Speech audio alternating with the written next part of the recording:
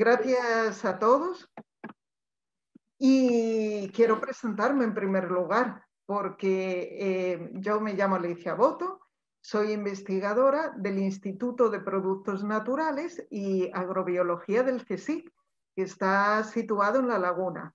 Nosotros tenemos colaboraciones con la Universidad de La Laguna y la Universidad de Las Palmas de Gran Canaria.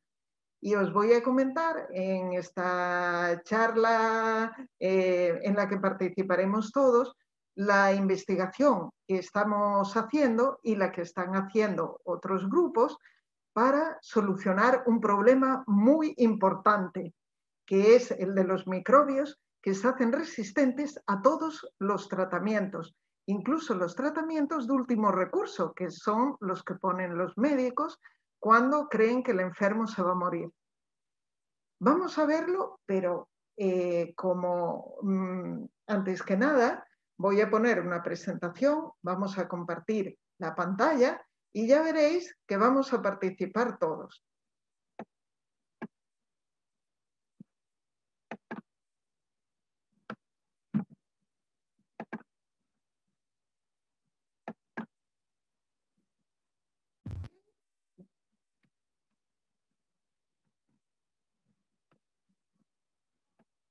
Vamos a ponerlo aquí.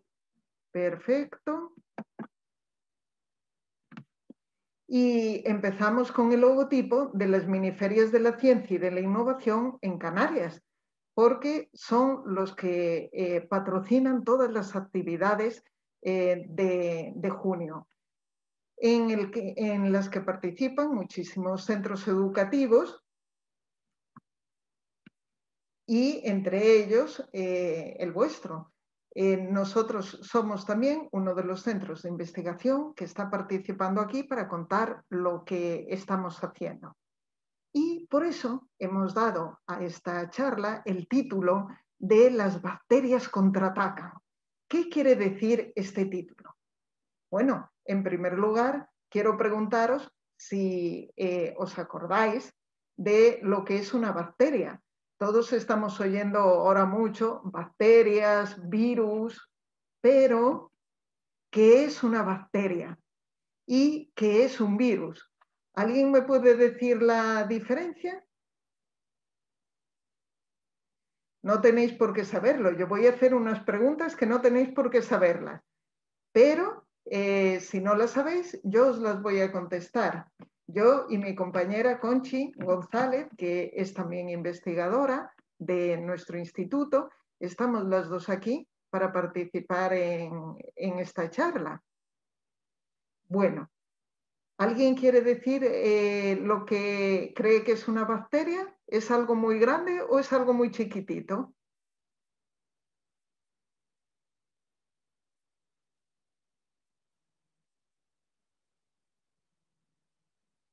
¿Creéis que es grande como un elefante o que es algo tan chiquitito que no lo podemos ver?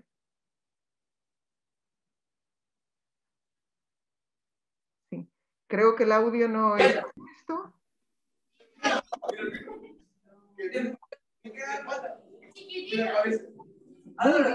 Chiquitito. Efectivamente.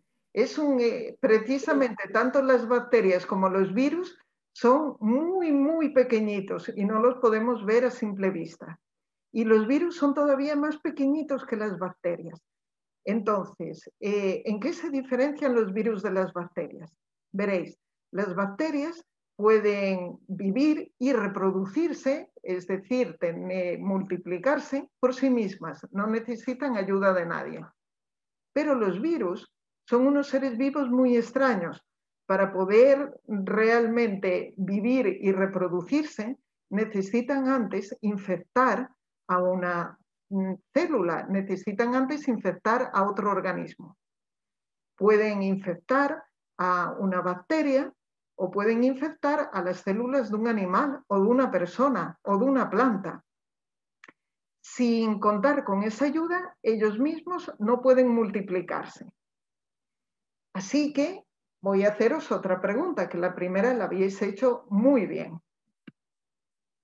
Tenemos aquí, en este gráfico, una serie de enfermedades producidas por virus, como el COVID-19, producidas por virus o por bacterias, como el COVID-19, la tuberculosis, el tétanos, la gripe, el cólera, las paperas, sarampión y peste. Y lo que me gustaría es que me dijerais si creéis que estas enfermedades son producidas por virus o por bacterias. Vamos a empezar, por ejemplo, con el COVID-19. ¿Qué es el COVID? ¿Una bacteria o un virus?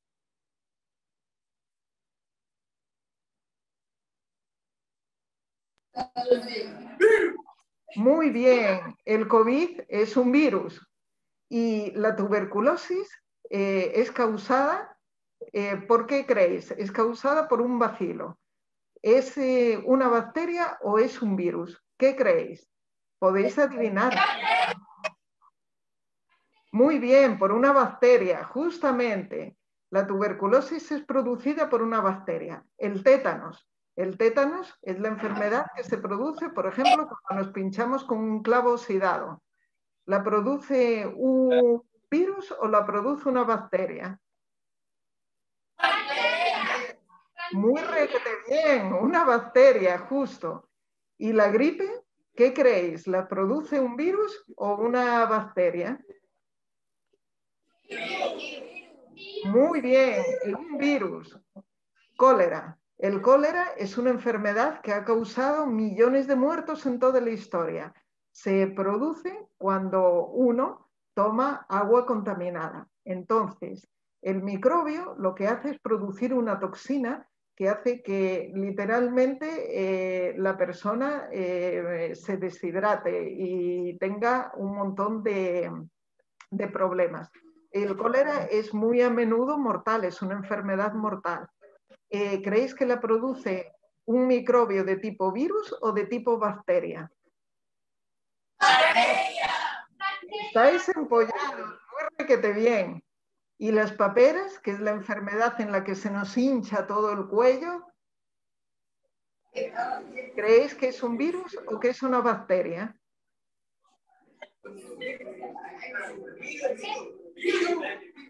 Muy bien, el virus. Y esto hay que recordarlo, sobre todo los chicos, por una razón, porque las paperas si nos dan de niños no nos pasa nada, es un inconveniente, se nos hincha el cuello, lo pasamos mal, pero nada. Pero si las paperas dan cuando somos ya mayores y no nos hemos vacunado, pueden causar esterilidad a los hombres. O sea que hay que vacunarse si es posible. ¿El sarampión es un virus? ¿Lo produce un virus o una bacteria? Ya lleváis acertado el 80%, ¿eh? ¿Qué creéis? ¿El sarampión en que se nos llena todo de pequeños rojos, ampollitas rojas?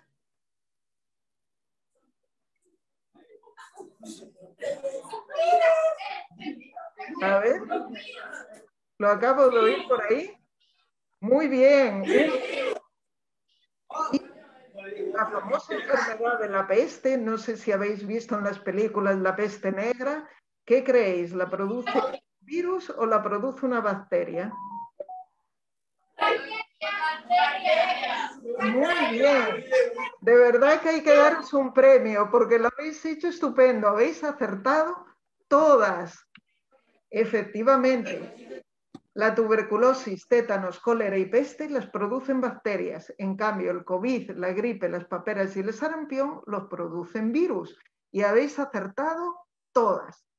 ¿Y por qué es importante saber si una enfermedad la produce una bacteria y un virus? Porque las enfermedades que producen bacterias las podemos tratar con antibióticos, pero las enfermedades que producen virus no las debemos tratar con antibióticos porque no sirve para nada. Las enfermedades de virus no tienen por tratamiento los antibióticos, no les hacen nada en absoluto. Bueno, hoy sabemos, por ejemplo, que las paperas, vamos a ir al cuadro anterior, las paperas, el sarampión, la gripe, el COVID, todavía, todos están por ahí todavía. Pero, por ejemplo, ¿conocéis vosotros a gente que tenga tuberculosis? Seguro que conocéis gente que haya tenido gripe y casi seguro paperas o sarampión. Pero ¿conocéis gente que haya tenido tuberculosis?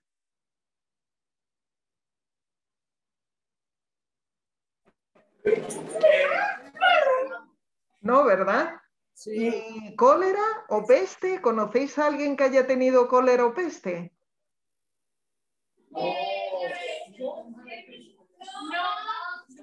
¿No? Vale. Bueno, pues tengo que deciros que hoy, si preguntamos, eh, son muy pocas las personas que pueden haber tenido tuberculosis y si la tienen, se curaron enseguida. Tétanos, cólera, peste y la mayor parte de las enfermedades que producen las bacterias son ahora muy raros en el mundo desarrollado. Sin embargo, eran enfermedades muy comunes, incluso en Europa, hasta principios del siglo pasado. ¿Y qué es lo que ha hecho que las cosas hayan cambiado? ¿Qué es lo que ha hecho que estas enfermedades tan peligrosas producidas por bacterias no nos asusten hoy día? Tengo que deciros que estas enfermedades eran terribles y han causado millones de muertes en la humanidad. Aquí tenemos un tapiz, vamos, muy optimista, como podéis ver, que se llama El triunfo de la muerte, que fue pintado en una de las epidemias frecuentísimas que había en la Edad Media y un poquitito antes del Renacimiento. Y como podéis ver, hay esqueletos por todas partes, gente muerta, y si miráis aquí a la parte izquierda inferior de la imagen, hay un esqueleto que está llevándose un rey. Quiere decir que nadie se escapaba de eso. La peste negra. Los reyes, exacto. Incluso los reyes se morían todos. Entonces, eran enfermedades peligrosísimas. Por ejemplo, en la peste negra se llevó casi un tercio de la población y en unos años determinados. Y eran enfermedades que, por ejemplo, en todas las familias podía haber un muerto, dos, lo que sea. Fijaos si la cosa era peligrosa, que por culpa muchas veces de las epidemias y de las guerritas que había en la Edad Media, una persona tenía suerte si llegaba a vivir a los 25 años. Si llegaba a los 25 ya era viejísimo, yo, qué éxito. Y unos siglos más tarde, todavía en el siglo XVIII-XIX, si una persona llegaba a vivir hasta los 40 años, pues ya había vivido un montón. ¿Por qué? Por culpa muchas veces de estas enfermedades. Pero todo esto empieza a cambiar cuando se descubren los antibióticos. Y los antibióticos se descubrieron como parte de un esfuerzo de guerra, del esfuerzo en la Segunda Guerra Mundial. Querían evitar que los soldados murieran como moscas. Y ahora os voy a hacer otra pregunta. ¿Veis el cartel? Gracias a la penicilina, él podrá volver a casa. ¿Por qué dicen eso? ¿Por qué gracias a la penicilina este soldado herido va a poder volver a casa? ¿Por qué creéis que dicen eso?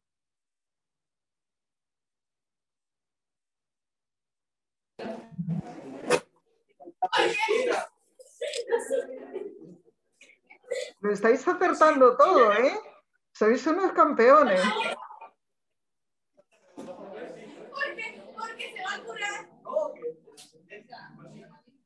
Muy bien, por ahí van los tiros. No es exactamente que se vacunen, pero sí que recibe un tratamiento. Mirad, muchos de los soldados que se morían no era por las heridas en sí, sino porque luego esas heridas se infectaban y se morían de las infecciones más que de las propias heridas. Por eso, cuando se descubrió la penicilina, esos soldados ya no se morían de las infecciones y por eso este podrá volver a casa. Bueno, cuando se descubren los antibióticos, os voy a hacer una pregunta ¿Qué compañía creéis que sacó el antibiótico de la penicilina al mercado? No lo tenéis por qué saber. Os lo voy a decir yo. Pfizer, la misma compañía que hoy mismo produce las vacunas contra el COVID, una de las compañías, fue la que sacó al mercado el antibiótico milagro, la penicilina, la compañía Pfizer. Y os voy a hacer otra pregunta un poco difícil. ¿Sabéis quién descubrió la penicilina? Que es el primer antibiótico de amplio uso.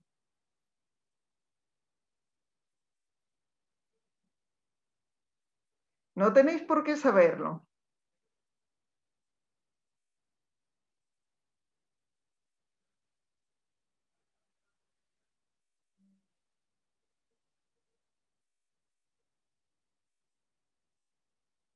Oye, pero lo estáis haciendo muy bien, lo estáis averiguando en un tiempo récord. Alexander Fleming. Muy requete bien. Oye, os tengo que dar un aplauso porque lo estáis haciendo de maravilla. Alexander Fleming, justamente. Bueno, Alexander Fleming, pero no solamente recibió el Nobel Alexander Fleming por el descubrimiento de la penicilina, sino también Howard Florey. Y ahora os voy a contar una historia que es curiosísima. Alexander Fleming tuvo la genialidad de reconocer que un resultado que aparentemente estaba mal podía ser muy interesante. Muchos ya conoceréis la historia. Fleming estaba cultivando una bacteria y en estas plaquitas redondas que tiene en la mano y descubrió que se la había contaminado con un hongo. Otro diría, vaya, ya se me fastidió la placa, la tiro a la basura y hago otra nueva. Pero él notó algo muy extraño, que el hongo se había cargado a todas las bacterias y él razonó que debía haber una sustancia allí que mataba las bacterias, que tenía acción contra las bacterias. Y lo publicó, lo sacó en una publicación y comentó que eso podría ser interesante en un futuro. Pero ¿qué ocurre? Que él tenía otras cosas que hacer y la penicilina es muy difícil de aislar, no pudo seguir adelante la investigación y la olvidó, se quedaría ahí olvidada. Si no fuera por este hombre, Howard Florey, que muy poca gente conoce y que sin embargo es el verdadero padre de los antibióticos. ¿Por qué? Howard Florey hizo un análisis de muchos antibióticos, no solo el de Fleming, sino que se dedicó a recopilar tanto el que Fleming como otros investigadores habían descrito. Había otros compuestos que también tenían acción de matar a las bacterias. Y lo que hizo fue probarlos para ver cuál era el mejor. Y resultó ser la penicilina. Así que le dedicó mucha atención. Pero la penicilina era muy problemática porque es un compuesto que se estropea muy fácilmente, así que aislarlo fue una labor de titanes, casi como desarrollar la vacuna del COVID hoy. Gracias a Florey y a su equipo se pudo producir la penicilina en grandes cantidades que eran prácticas para que sirvieran de medicamento para los soldados y para todas las personas. Y por eso Florey es el que recibió el premio Nobel junto con Alexander Fleming. Si no hubiera sido por Florey, el descubrimiento de Fleming hubiera quedado en un cajón. Y ahora os pregunto, ¿por qué todo el mundo conoce a Fleming y nadie conoce a Howard Florey? ¿Por qué creéis que esto es así?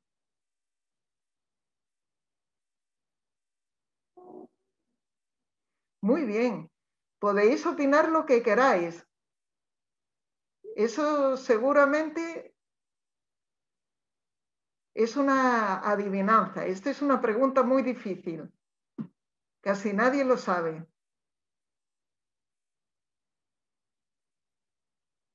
Yo os lo voy a decir porque esto no lo saben ni siquiera. ¿Puedes repetir la pregunta?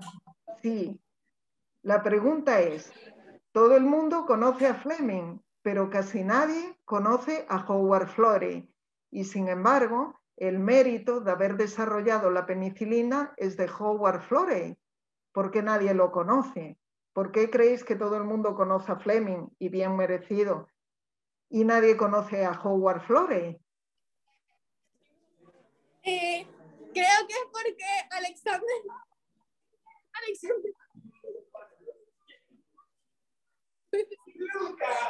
Perdón, es que no te Alexander oigo. tenía más dinero. Bueno, Es que creo que es porque Alexander tenía más dinero. mira, esa es una respuesta que en muchos casos es verdad, porque si tú tienes más dinero te puedes hacer más propaganda. Efectivamente eso podría haber sido, pero la respuesta en este caso es distinta. Howard Florey odiaba la prensa, y cuando la prensa iba a hacer reportajes de lo que ellos estaban haciendo, no les atendía, no les contaba nada, en fin, que los dejaba sin reportaje. En cambio, Fleming era más listo en eso y les concedía todos los reportajes que querían, les daba todas las noticias y demás. Así que los periodistas, lógicamente, si tenían que hacer un reportaje, hacían el reportaje con Fleming, y los créditos al final se los acabó llevando Fleming. Con lo que sabéis una cosa, sabéis que las redes sociales son importantes, bien llevadas, claro, mal llevadas no. Bueno, pues ya sabéis que Alexander Fleming y Howard Florey son los padres de los antibióticos. La penicilina se llamó la droga milagro y parecía curarlo todo. Aquí veis una foto de esa época que decía: la penicilina cura tal enfermedad en 4 horas. Llame a su doctor hoy. Era el fármaco milagro. Nunca se había visto eso. Pero al poco tiempo, mi gozo un pozo, porque aparecieron bacterias resistentes. De todas formas, la penicilina siguió siendo útil durante muchísimo tiempo.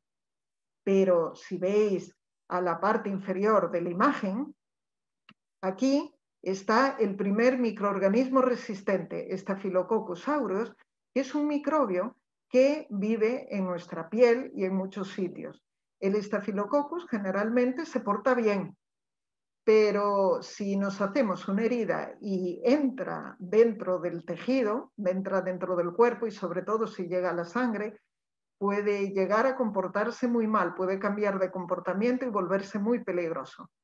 Pues este organismo, este microbio, tardó solamente 4 años en volverse resistente a la penicilina. Veis que ya apareció en 1942. El hombre no se resigna, ataca de nuevo y crea más antibióticos. Mirad que se han descubierto montones de antibióticos desde entonces. La penicilina, streptomicina, cloranfenicol, tetraciclinas, bla, bla, bla, linezolid y daptomicina, que son los últimos. Y los microbios han respondido haciéndose resistentes, como podemos ver abajo. Arriba está cuando salió el antibiótico al mercado y abajo está cuando ese mismo antibiótico empezó a encontrarse con microbios que eran resistentes al mismo.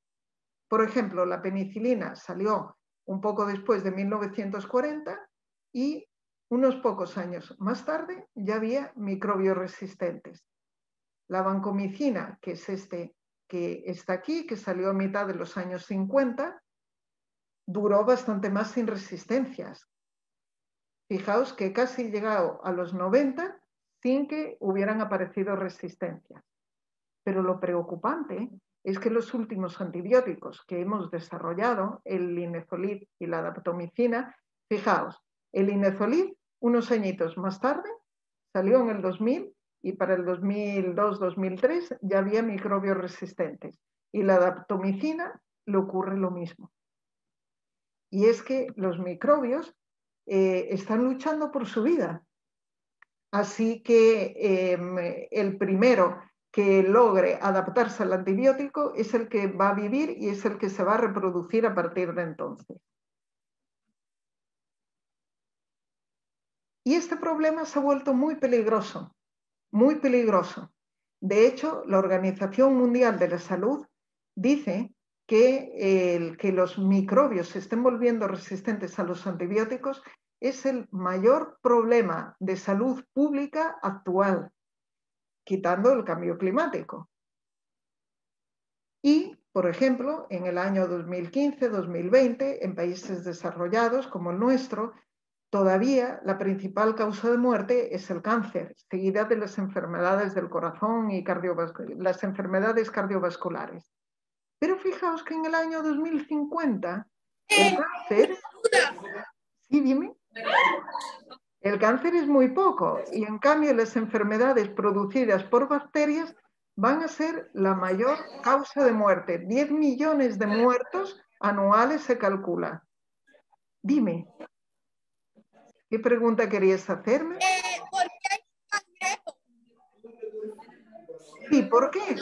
Pues precisamente es lo que vamos a ver a continuación. Ahora mismo te contesto la pregunta con la siguiente parte. Muy bien. ¿Por qué existen estos supermicrobios? Estos supermicrobios son muy peligrosos porque no es solamente que sean capaces de matarnos.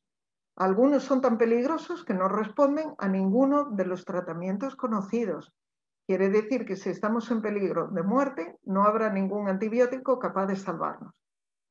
Pero incluso, aunque no nos causen una infección directa, pueden poner en peligro nuestra calidad de vida.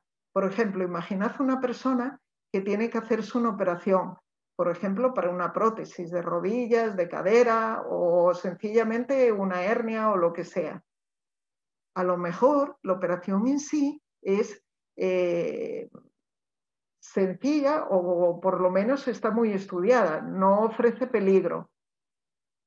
Pero puede ocurrir que la persona se lo piense 2 veces, no por la operación en sí, sino porque luego se le infecte la herida. Y si se le infecta la herida con uno de estos supermicrobios, puede morirse. Y a lo mejor una operación muy sencilla te causa la muerte, no por la operación en sí, sino por la infección que viene después. O, por ejemplo, los recién nacidos y personas en grupos de riesgo, como por ejemplo las personas que tienen quimioterapia. Esas personas tienen menos defensas y se pueden contagiar más fácilmente de estos supermicrobios. Puede haber muchísimas muertes por eso. ¿Por qué existen estos supermicrobios? Aquí está la primera pregunta importante. Y os voy a dar una pista porque es muy difícil. El mal uso de antibióticos crea resistencias. Los microbios mutan más rápido si se hace un mal uso de los antibióticos. Y ahora os voy a preguntar, ¿conocéis casos en que haya mal uso de los antibióticos? ¿Cómo creéis que pueden usarse mal los antibióticos?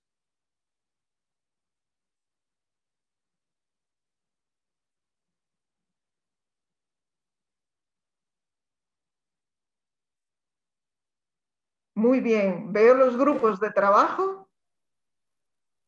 ¿Puedes repetir la pregunta? Sí, muy bien. Repito la pregunta. Muchas veces las resistencias aparecen porque usamos mal los antibióticos. ¿Y conocéis ejemplos de mal uso de los antibióticos? Os voy a poner un ejemplo. Por ejemplo, tengo una enfermedad que es producida por virus y utilizo antibióticos, aunque no sirven de nada contra los virus.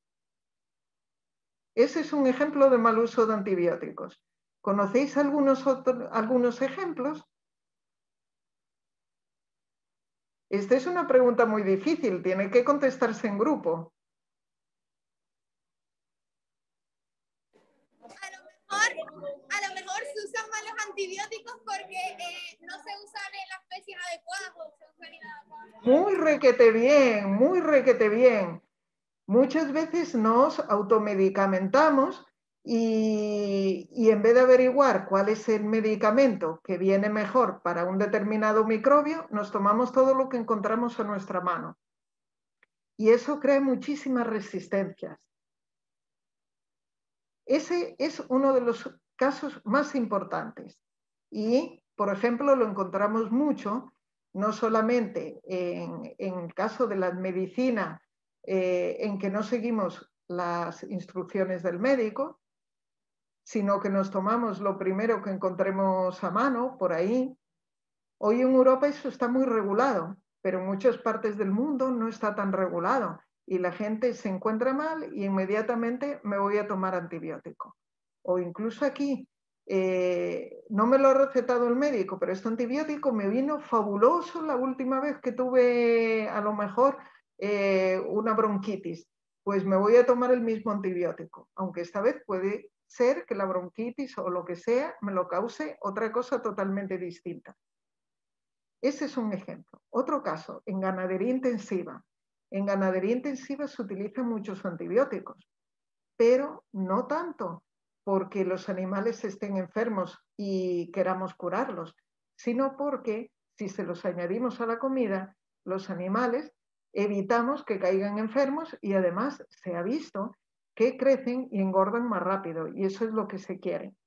Entonces, en vez de utilizar los antibióticos para curar, los estamos utilizando sencillamente para que los animales crezcan y se vuelvan gordos mucho más rápido. Otro uso malo es, acabamos de tomar un antibiótico, vale, ya no necesito los demás, los tiro a la basura. Nunca se deben tirar los antibióticos a la basura. Hay que llevarlos a la farmacia, que allí se encargan de llevarlos a otros sitios donde los puedan necesitar. Y otra cosa que está muy mal es que cuando estamos enfermos y el médico nos receta antibióticos y nos dice, tomes estos antibióticos durante 10 días, por ejemplo, nos encontramos mucho mejor a partir de los 5. Ah, ya no necesito antibióticos, dejo de tomármelos a los 5 días. Pero el médico nos ha dicho que tomemos antibióticos durante 10 días por una razón. Porque si tomamos antibióticos durante 10 días, matamos a todos los microbios. Pero si lo paramos a los 5 días, solo matamos a los microbios más débiles y dejamos vivos a los microbios más fuertes, más resistentes. ¿Qué ocurre después? Que esos microbios más resistentes se vuelven a reproducir, vuelven a multiplicarse y son los que quedan en el medio ambiente. Entonces ya tenemos un problema. Esos microbios ya no van a responder tan bien al siguiente antibiótico porque hemos dejado vivos solamente a los más fuertes. Perdón. Dime. A ver. Por ejemplo, el virus que hay, por ejemplo, del COVID, ¿afecta a los animales también o es solo en las personas? Bueno, el COVID, como hemos visto, es un virus y no una bacteria, pero esa pregunta es muy buena. Fijaos que se piensa que el COVID viene de un animal y se pasó a las personas. Y no solo de un animal, sino de un animal que se pasó a otro animal y de ahí a las personas, por lo menos hasta que se descubra otra cosa. Y efectivamente, una vez que infectó a las personas a gran escala, se empezó a pasar a los animales. Se vio primero en gatos, luego se infectaron, por ejemplo, los tigres de un zoológico en Estados Unidos. Luego en Europa hemos tenido muchos casos de bisones. Habéis visto en las noticias que habían tenido que sacrificar montones de bisones por eso, porque el virus se pasó del hombre a los animales. Y hay otros animales que pueden infectarse, por ejemplo, los perros también pueden infectarse, aunque no tanto como otros animales como los bisones y los gatos. Pero efectivamente esta enfermedad probablemente vino de un animal y cuando nos infectó a nosotros, a su vez, nosotros se la pasamos a otros animales inocentes. Y lo mismo ocurre con las bacterias. Muchas veces las bacterias tienen su origen, las nuevas bacterias tienen su origen en animales y se adaptan al hombre y una vez que se adaptan al hombre pueden pasar a otras personas o pueden pasar incluso a animales. Eso depende de cada especie, pero es un problema muy grave. El paso de microbios peligrosos de bacterias a hombres y al revés se llama zoonosis. Y es una pregunta muy buena, me alegra mucho que la hayas hecho. Porque uno de los problemas, por ejemplo, en ganadería intensiva, es que estos animales están llenos de antibióticos. Cuando nosotros nos comemos un animal de una granja intensiva, o por ejemplo huevos o lo que sea, estamos tomando esos antibióticos y hacemos que los microbios que viven en nuestro intestino se vayan adaptando lentamente a ellos. Les damos tiempo para hacerse resistentes. Por eso esas prácticas tienen que desaparecer, tiene que estar todo muy bien regulado. Es una pregunta muy buena. Y bueno, pues muchas gracias por respondérmela, gracias. Nada, estupendo. Otra Me pregunta. encantan las preguntas buenas. Sí. Es así como empieza la ciencia, con preguntas buenas. Bueno, Si el murciélago saliese de su cueva, o sea, si el COVID salió realmente de un murciélago, el murciélago podría matar a un montón de animales, ¿no?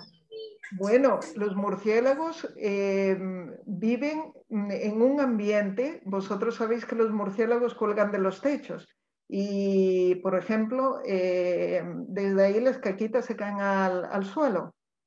Pues unos investigadores han dicho que el suelo de las cuevas donde hay microbios es uno de los sitios más peligrosos que hay a la hora de enfermarse.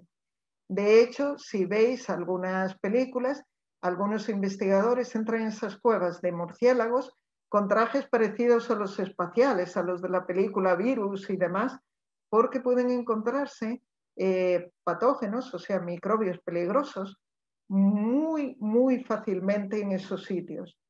Es muy probable, se dice que el murciélago con un virus muy parecido al del COVID existe en murciélagos, pero probablemente pasó a través de otro animal. Están diciendo que es el pangolín, que es y tal. Y luego ahí están las famosas teorías conspiratorias, que si salió de un laboratorio donde el virus fue manipulado y demás. Pero os puedo decir que la verdad se descubrirá algún día, pero que no es nada raro que venga de la naturaleza. En la naturaleza hay microbios tan peligrosos que no necesitan manipulación para ser extremadamente peligrosos. El COVID pertenece a la familia del SARS y del MERS, que sabéis que son virus que causaron también, se extendieron mucho, pero los pudimos parar, al COVID no. Y volviendo a las bacterias, sino a los virus, otro de los trucos que utilizan los supermicrobios es compartir sus trucos de resistencia. Y esto es muy peligroso porque fijaos lo siguiente. Supongamos un sitio donde existen muchos microbios. Basta con que uno de ellos se vuelva resistente para que luego pase sus genes de resistencia, sus mecanismos de resistencia a un microbio que previamente no era resistente, a un microbio que antes era sensible. Y entonces ya tenemos, en vez de un microbio resistente, a dos microbios resistentes. Y lo más peligroso que esos trucos de resistencia se pueden pasar no solo a microbios de su misma especie, sino a microbios completamente distintos, de familias totalmente distintas. Y eso es lo que hace que sea tan peligroso. Imaginad que tiramos los antibióticos a la basura. De la basura van a un lazareto, un basurero. En el basurero hay montones de microbios y a lo mejor el primero que se hace resistente es un microbio que no causa enfermedades. Pero como ese microbio es capaz de pasar esos genes de resistencia a microbios totalmente distintos, acabarán llegando a un microbio peligroso. Y entonces ese microbio peligroso se vuelve resistente. Bueno, y otra cosa del mal uso de antibióticos. Hay una cosa, estaréis pensando que todos los microbios son malos, pero todo lo contrario. La mayor parte de los microbios que viven con nosotros son buenos y de hecho nos ayudan muchísimo a digerir los alimentos. E incluso hacen una cosa muy buena, de policías, y mantienen a una distancia a los microbios malos. Nuestros microbios buenos impiden muchas veces que los microbios malos se multipliquen y causan enfermedades a las personas. Pero ¿qué ocurre si nosotros utilizamos mal los antibióticos? Los antibióticos matan a todos los microbios que pillan a su paso. Y desde que disminuya el número de microbios buenos que defienden a la persona, los microbios malos encuentran su oportunidad, se multiplican y entonces causan enfermedades. Y eso es lo que pasa con uno de los microbios más peligrosos hoy día, el Clostridium difficile, que está en la lista de los top 10 de los 10 más peligrosos y peores. El Clostridium vive en nuestro intestino y muchas veces, la mayor parte del tiempo se porta bien, pero en algunos casos que se han tomado antibióticos sin necesidad, pues ocurre esto. Se elimina la flora, se eliminan los microbios beneficiosos y es entonces cuando puede hacer enfermedades. ¿Queréis hacer una pregunta? Sí. Yo tengo una pregunta. Dime. Los microbios se pueden volver resistentes a otras, por así decirlo, pastillas sin haber tomado esas pastillas, como tú has dicho antes en un ejemplo. Sí, esa es una pregunta muy buena. Efectivamente, puede ocurrir que, por ejemplo, un microbio, para que un microbio se vuelva resistente a un medicamento, generalmente tiene que estar expuesto antes a ese medicamento. Pero una vez que surja un microbio resistente, por ese mecanismo de pasar la información a otros microbios, la información puede llegar a microbios que no estaban expuestos antes al medicamento, pero que reciben los planos secretos de manos de otros microbios que desarrollaron la resistencia. Cuando esos microbios que han recibido de otros esa resistencia les dan el antibiótico, no les hace nada. No les hace nada porque ya tienen su mecanismo de defensa que les han pasado otros microbios distintos. Y ahora os voy a hacer yo una pregunta. ¿Qué podemos hacer para solucionar este problema? ¿Qué creéis que podemos hacer nosotros? Tenemos microbios que se están volviendo resistentes. ¿Qué haríais vosotros? Sois médicos. ¿Qué es lo primero que se nos ocurre? Los antibióticos que tenemos... ¿Perdona? No, perdón, sí. Sí. Tenemos microbios que se están volviendo resistentes y los antibióticos que tenemos no funcionan. ¿Vosotros qué creéis que podemos hacer en ese caso? Yo creo que cuidarnos un poco más, ¿no? O sea, ser más precavidos en ese sentido. Muy requete bien, muy requete bien. Esa es la primera cosa que hay que hacer. Prevenir mejor que curar. Hay que tomar medidas para que no surjan esos microbios resistentes. Hay que hacer caso al médico, tomarse el medicamento hasta el final, llevar los medicamentos que no usamos a la farmacia. Hay que usar unos medicamentos con los animales y sobre todo nosotros mismos no tomar un antibiótico si lo que tenemos es una enfermedad que causa un virus. Y otra cosa que podemos hacer es buscar nuevos antibióticos. Si los que tenemos han perdido eficacia, tenemos que buscar otros nuevos. Y en nuestro instituto tenemos un grupo que se dedica a buscar en el mar, en las aguas de Canarias, del Caribe, por ejemplo, Panamá, de la zona de América e incluso en la Antártida, fuentes naturales de nuevos antibióticos y ya ha comunicado algunos. Es el grupo de la doctora Mercedes Cueto. Pero nuestro grupo está siguiendo una línea distinta, que es el desarrollo de sustancias naturales de defensa. Estas sustancias naturales se encuentran tanto en plantas como en animales.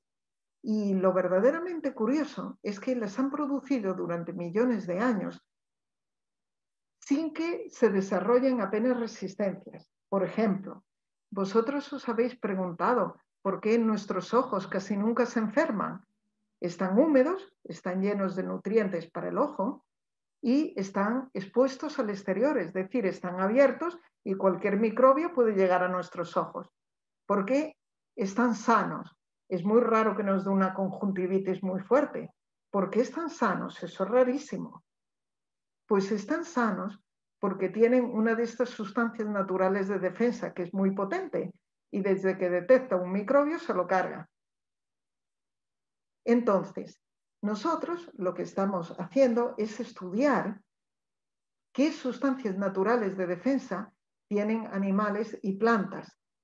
Y después fabricamos otras sustancias que se inspiran en ellas, pero que tienen propiedades mejoradas. Por ejemplo, son más estables, o por ejemplo, son más potentes, o por ejemplo, cuestan menos. Y, por ejemplo, son menos tóxicas, porque algunos pueden ser tóxicos. Entonces, eso es lo que estamos haciendo, descubrir nuevas sustancias naturales de defensa. Y hay una última estrategia que os quiero comentar y que también estamos estudiando y que está basada en una cosa muy interesante, y es que las bacterias pueden comunicarse entre ellas. Nosotros decimos que pueden hablar entre ellas. Por ejemplo, las bacterias son capaces de contarse. Nos hemos visto antes, dice el dibujo. Y una bacteria que es peligrosa es capaz de convertir a otras bacterias normales en bacterias peligrosas. Y cuando ya hay bastantes bacterias peligrosas, ¡olé! Ya somos bastantes para atacar. Producen una invasión de la persona que los tiene. Son capaces de coordinarse, no atacan al buen tuntún cada una por su lado, sino que se coordinan entre todas para lanzar un ataque que sobrepase nuestras defensas naturales. Y eso es lo que le hace tan peligrosa a esta comunicación, a esta charla entre bacterias. Y ahora os pregunto, ¿y cómo pueden hablar entre sí las bacterias si no tienen lengua? ¿Cómo pueden comunicarse entre sí las bacterias? Creo que se comunican a través de un lenguaje con su cuerpo o algo. Bien. Por su movimiento. Por movimientos. Bueno, las abejas se comunican por movimientos. Podría ser. Todavía no es. Pero vais muy bien. Razonáis muy bien. Yo os lo voy a comentar. ¿Y por su cuerpo? ¿Cómo, perdón? ¿Por su cuerpo? Muy bien, por compuestos. Efectivamente, lo habéis adivinado. Y mira que era una pregunta dificilísima. Las bacterias hablan entre ellas por medio de compuestos químicos. Entonces, existe un compuesto que significa, por ejemplo, una cosa y otro compuesto que significa otra cosa. Y cuando las bacterias quieren decir algo, sacan un compuesto u otro al exterior y las otras bacterias son capaces de ver esa información e interpretarla. Es como si hablaran. Por ejemplo, ¿cómo pueden contarse las bacterias? Pues una bacteria produce una determinada cantidad de un compuesto. Si hay más bacterias de ese tipo, producirán mucha más cantidad de ese compuesto. Y cuando ya hay mucha cantidad de ese compuesto, las bacterias ya saben que hay muchos otros microbios que lo están fabricando. Y eso quiere decir que ya son suficientes para atacar. Es decir, que el lenguaje de las bacterias es mediante compuestos químicos. Y ahora otra pregunta. Sabemos que las bacterias hablan entre sí echando compuestos químicos al medio donde crecen. ¿Cómo lo podemos aprovechar en medicina? ¿Cómo se os ocurre? Lo estáis haciendo muy requete bien.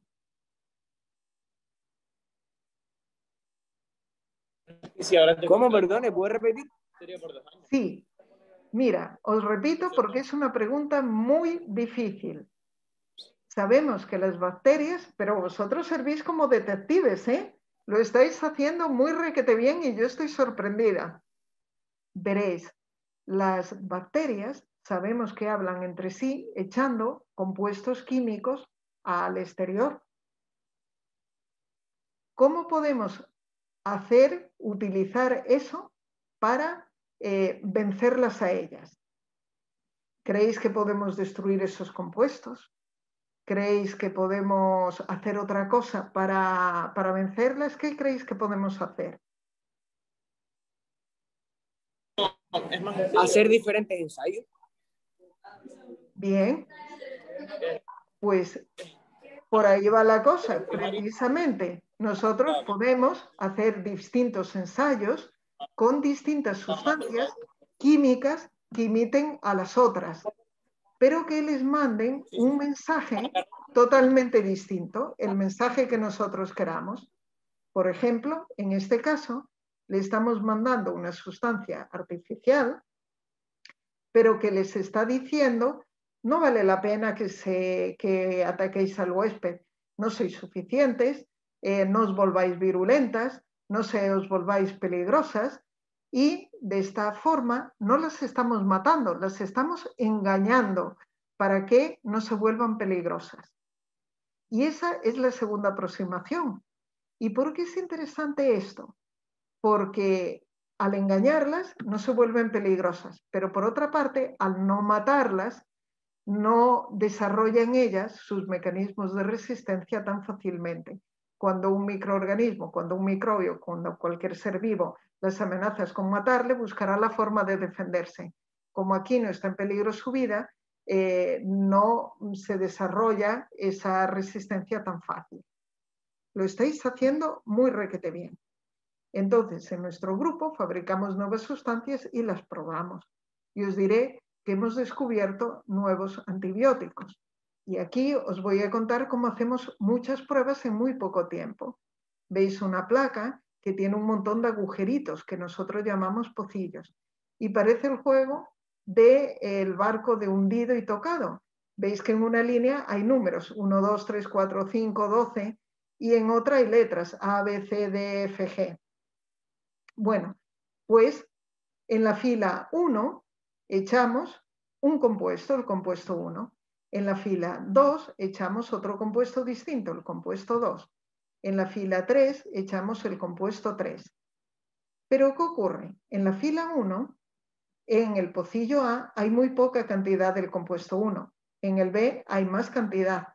En el C más cantidad. En el D más cantidad aún.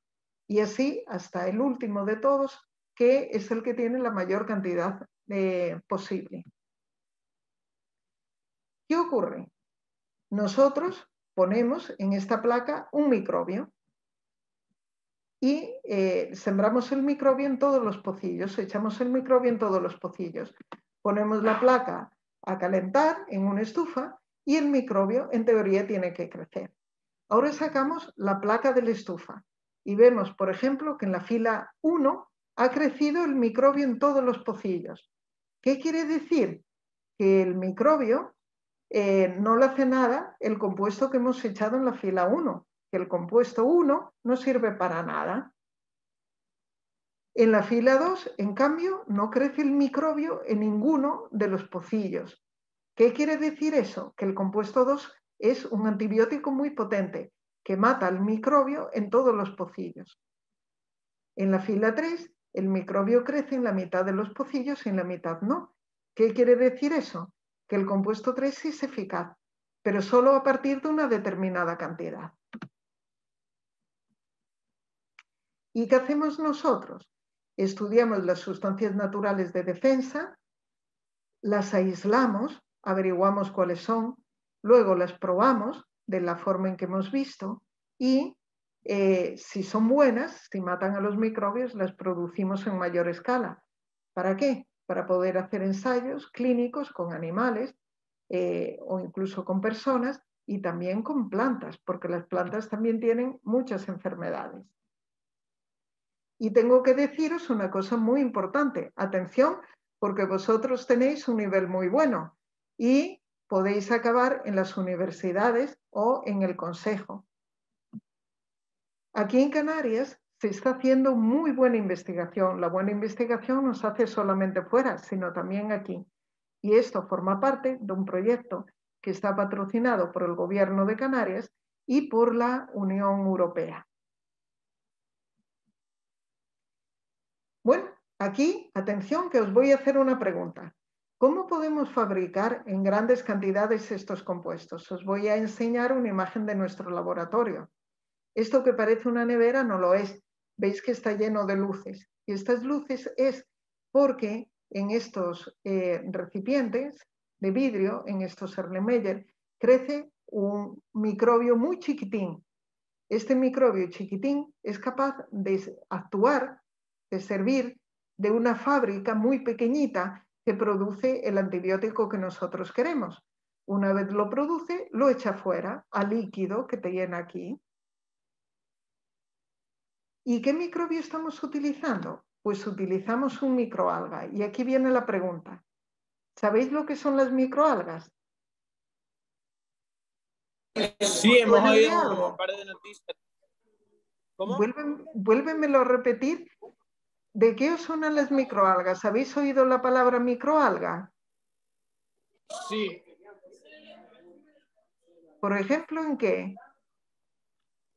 En los informativos, las noticias. Muy bien, muy bien. En las noticias, justamente.